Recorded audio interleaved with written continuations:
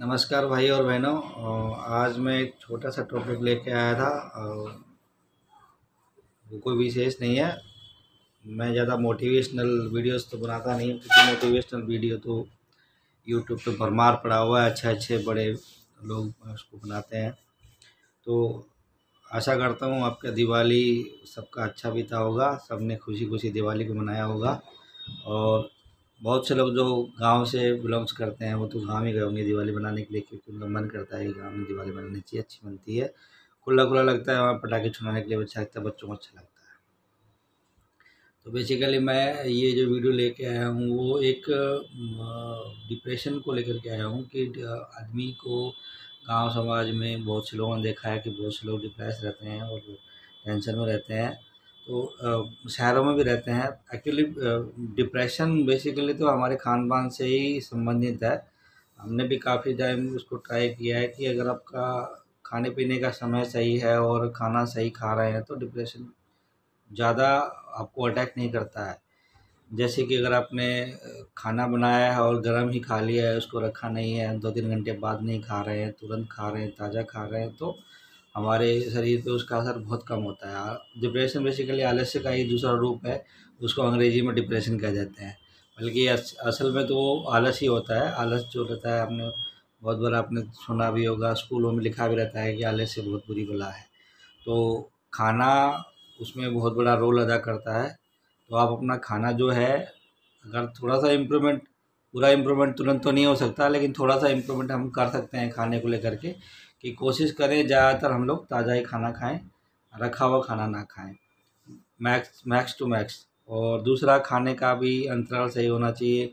ये नहीं कि सुबह उठ के खा लिए, फिर नाश्ते में फिर खा लिए, ऑफिस में भी लेके चले गए, लंच में उसमें भी खा रहे हैं, फिर लंच में भी खा रहे हैं, फिर नाश्ता कर रहे हैं, शाम को आने और फिर खा रहे हैं, फिर रात में खा रहे हैं।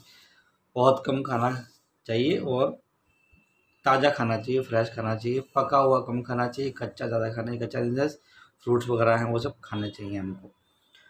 तो बेसिकली मैं आपको वो जो टॉपिक पे बोलना चाह रहा था वो यही बोलना चाह रहा था कि आदमी डिप्रेस तो होता है अपनी रोज़मर्रा की ज़िंदगी में। जो घटनाएं होती हैं जो कि उसकी इच्छा के विरुद्ध होती हैं, उसको लेकर के वो टेंशन में रहता है।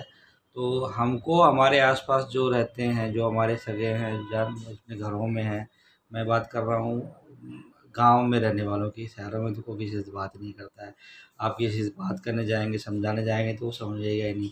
और हम हक से उनको समझा भी नहीं सकते, क्योंकि शहरों में सब अलग-अलग गाँव से आए हुए रहते हैं, तो वो ज़्यादा आपकी बात सुनेंगे भी नहीं, आपको भी इच्छा नहीं होगी समझाने की। मैं बात कर रहा हूँ जो गाँव से बिलॉन्ग करते हैं, हम गाँव में रहते हैं, तो जो डिप्रेस होते हैं, उनको समझाना चाहिए कि जो भी दुःख है, सुख है, वो तो उनके कर्मों की हिसाब से उनको मिलता है, तो वो तो हमको भोगना ही पड़ेगा।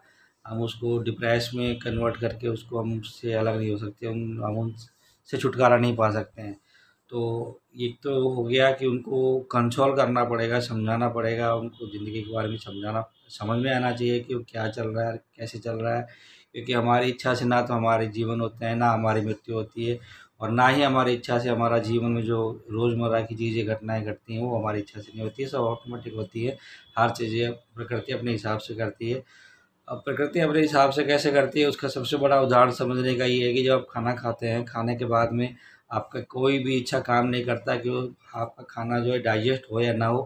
प्रकृति का बनाया हुआ शरीर है, हमारा शरीर भी एक तरह से प्रकृति ही है।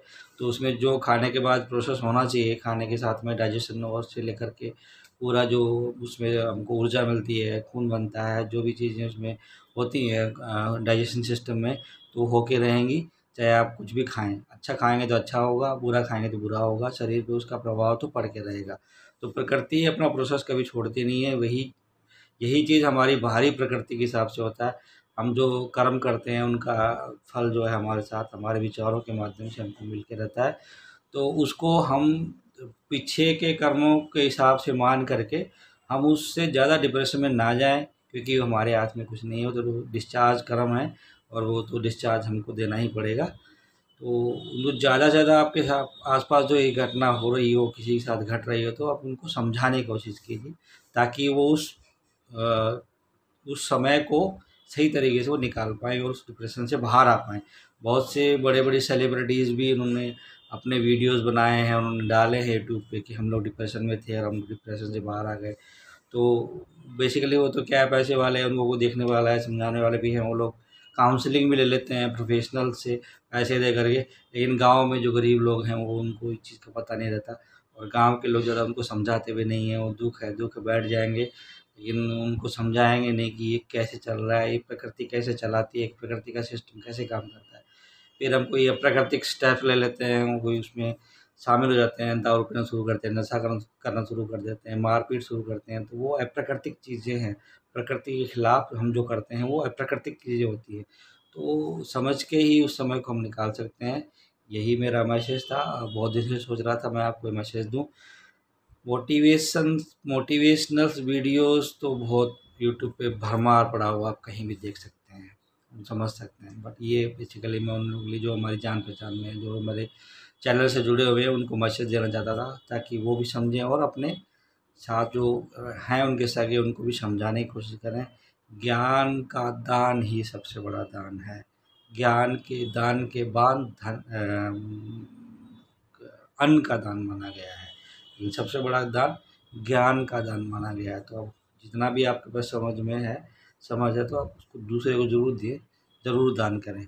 आशा करता हूँ आपकी दिवाली अच्छी निकली होगी, आप सब लोग घर में खुश रहेंगे, और खाने पे ध्यान दें।